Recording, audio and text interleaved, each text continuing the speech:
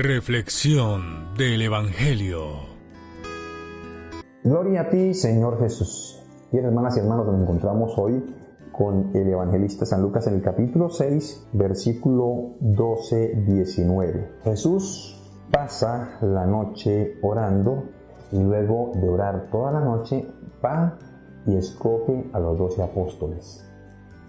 Es bueno, con esta enseñanza tan bonita que nos deja Jesús, que analicemos cada vez que nosotros vamos a dar un paso, antes hacemos oración, encomendamos eso al Padre.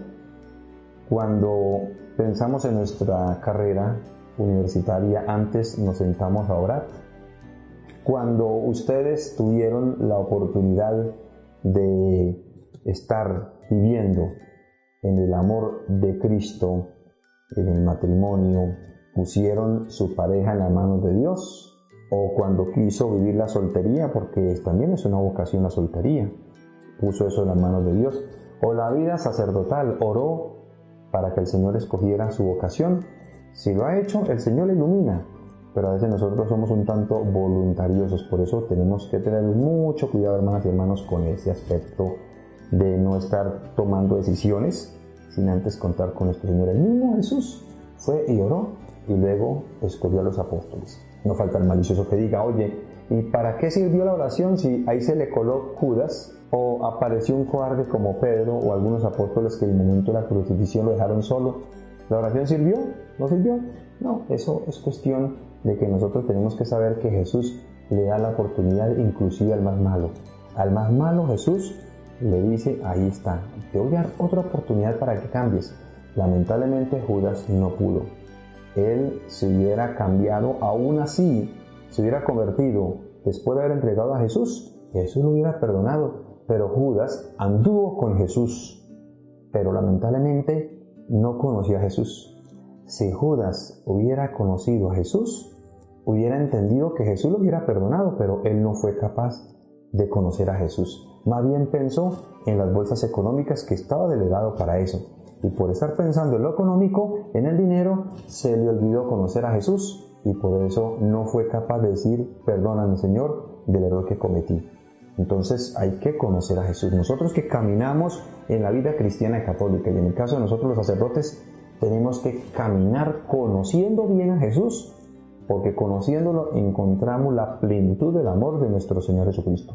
Entonces Jesús le dio la oportunidad a Judas, pero él no aprovechó esa oportunidad de cambio que podía haber tenido.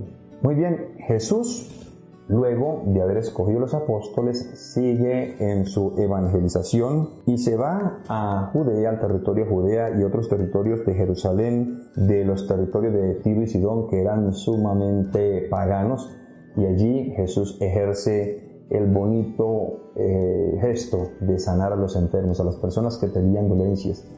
Pero principalmente, como dice el texto, los atormentados por espíritus inmundos quedaban sanos de sus enfermedades. Si ellos, tocando a Jesús, sabía una fuerza increíble y lo sanaba, ¿cómo será, hermanas y hermanos, si nosotros, teniendo la Santa Comunión en la boca, no vamos a sentir sanación, no vamos a sentir consuelo, no vamos a sentir el poder del Señor? Por eso es importante la comunión, es muy valiosa la comunión, porque estas personas bastaban con tocar a Jesús y quedaban sanos. Pero volvemos nuevamente a la reflexión de hace 8 días. El Señor comienza a sanar a personas que tenían espíritus inmundos. Y recordemos, hermanas y hermanos, la cantidad de espíritus que están haciendo daño en las personas. La que hablamos hace 8 días era el espíritu de la lujuria. Y vamos a recordar de este espíritu un personaje que encontramos en la Sagrada Escritura. El personaje Asmodeo, nosotros encontramos este personaje, este demonio, en el libro de Tobías 3:8. Es un espíritu dedicado a dividir familias, a dividir parejas. ¿Por qué? Recordemos que Sara tenía la oportunidad de casarse y llegaba este demonio y mataba a su esposo. 7 ocasiones le pasa esto, se muere. En 7 ocasiones le sucede eso, que se casa con el hombre y este muere, tiene que casarse con el hermano, y así durante 7 ocasiones. Es decir, este demonio no quiere que Sara tenga un hogar, tenga una familia.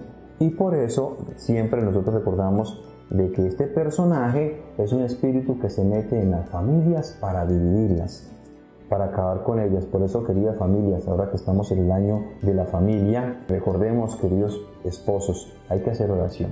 Porque si ustedes dejan la oración a un lado, ahí entra Asmodeo y los divide. Por eso muchos matrimonios que estaban en unión libre se casaron y se separaron. ¿Qué pasó? ¿Qué sucedió? Hombre, pensaron que solamente era el matrimonio y la ceremonia y ya, y se les olvidó orar. Y si no oran, división fija. Cuidado, queridas familias, queridas parejas, más en estos tiempos que nos acostumbramos a un apoltronamiento espiritual. ¿A qué le llamo apoltronamiento espiritual? Claro, como nuestra querida alcaldesa dijo una vez, que en una iglesia había más virus que en un día sin IVA, ya la gente le creyó a ella y también a muchos medios de comunicación y le da miedo venir al templo. Y se han conocido muchas familias que ven y escuchan la Eucaristía por internet, termina la misa, recojan todo y nos vamos a almorzar afuera.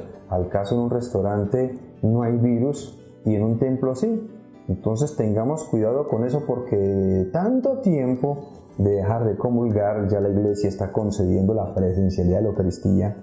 Muchas personas siguen allá guardadas y no comulgan. Puede atacar ese demonio. Tenemos que recibir la Santa Comunión para ser fuertes, porque lo contrario puede suceder un divorcio. Y ya nos damos cuenta las cifras tan exageradas de estas cuarentenas y esta pandemia, de divorcios, de separaciones, y eso acaba con toda una familia. Eso es muy peligroso y cuidado con eso.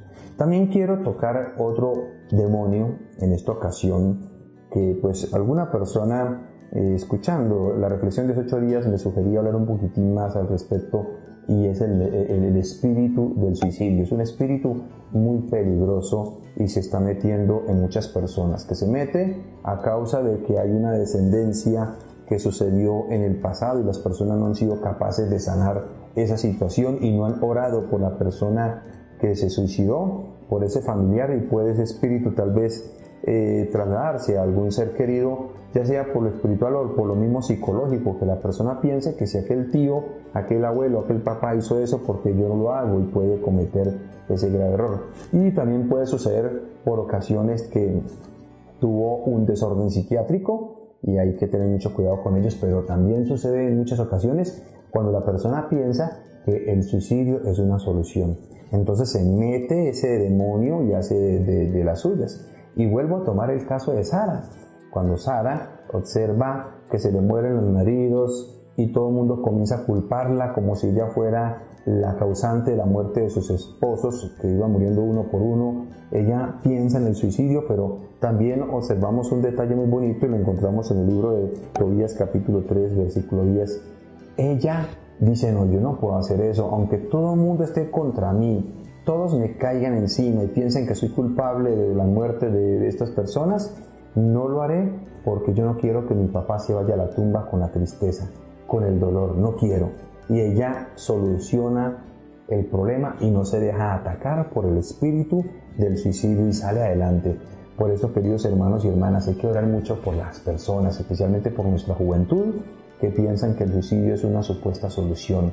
Hay que orar por ellos, hay que orientarlos, hay que acompañarlos, hay que guiarlos, hay que recordarles que tienen que tener a Dios en sus corazones para que eviten esas tragedias, porque ellos piensan que se quitan la vida y ya pasó todo y se acabaron los problemas. No, queda un tormento por toda la eternidad. ¿Cómo Dios va a solucionar eso? No sabemos. No sabemos si esas personas se condenen o no se condenen, si el Señor las salva o no las salva, no sabemos. Eso se lo dejamos a Dios. Recordemos el Evangelio de la viña, que el Señor invita a unos a trabajar en la mañana, a otros al mediodía, a otros al final de la tarde, la jornada, y les paga lo mismo. Él dice: no tienes por qué meterme en mis asuntos, dice el Señor. Nosotros tampoco podemos decir que si esa persona suicida, si el Señor la perdonó o no la perdonó, si se condenó o no se condenó, dejémoslo a Dios. Pero lo cierto es que sí es una situación frustrante para la persona, pero no solamente eso, sus familiares quedan enterrados de la tristeza, del dolor, en la tumba de su ser querido. Y eso es muy doloroso, muy tormentoso, y por eso hay que hacer mucha oración, tanto por las personas que han procedido de esa manera, como por sus familiares que viven la vergüenza pública. Y piensan muchas personas que sus familiares fueron culpables y le echan culpa a los familiares.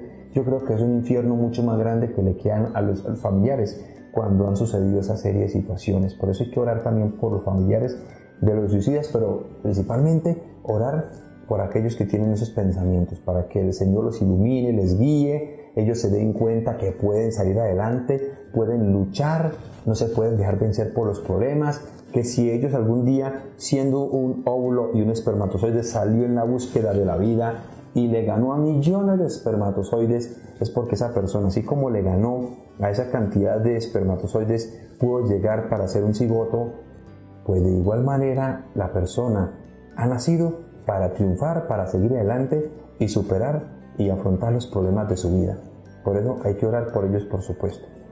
Por último, hermanas y hermanos, quiero nuevamente felicitar y saludar a la Legión de María. Hoy, en sus 100 años de existencia, allá en Irlanda, nace este bonito movimiento, el movimiento de la Legión de María. Es hermoso, un movimiento que ama a la Santísima Virgen María. Recordemos que si la Iglesia Católica la ama, la quiere, es porque Jesús mismo le dijo a Juan, ahí está tu madre, y a María, ahí está tu hijo. Y en Juan recordamos esa línea, el primado de Pedro, donde Jesús le dijo a Pedro, tú eres Pedro y sobre esta piedra edificaré mi iglesia. No dijo mis iglesias, sino mi iglesia. Y por tanto, como dijo eso Jesús, por eso nuestros hermanos separados no quieren a María, porque Jesús solamente se la entregó a Juan, le dijo, ahí está tu madre, y la madre también de los que se separaron de la iglesia. No dijo eso, solamente dijo, ahí está tu madre, simplemente. Y por esto nuestros hermanos separados hablan peste de la Virgen María, que es que nosotros adoramos imágenes, que eso es idolatría, querer a la Virgen María. No, somos muy fieles a ese mandato cuando Jesús dijo, ahí está tu madre. Y por eso queremos a María, y por esto estos movimientos cristianos católicos marianos que nacen en nuestra querida iglesia. Por esto nuevamente, querida Legión de María, sigan luchando, sigan orando, sigan siendo fieles, sigan siendo alegres, porque el legionario amargado es un legionario que se coló, que está por ahí metido porque no tiene nada que hacer allá en su casa, entonces se coló y se metió. Esos son los legionarios amargados. Pero los legionarios y las legionarias felices son personas que siguen caminando con María, siguen acompañándola y la siguen queriendo con toda la ternura, con todo el afecto, y la siguen consintiendo. Esa es la Legión de María, un movimiento que consiente a la Santísima Virgen María. Nuevamente, un saludo a todos ustedes, queridos legionarios. Y la bendición de Dios Todopoderoso, Padre, Hijo, Espíritu Santo, descienda sobre ustedes y les acompañe siempre. El Señor los siga bendiciendo.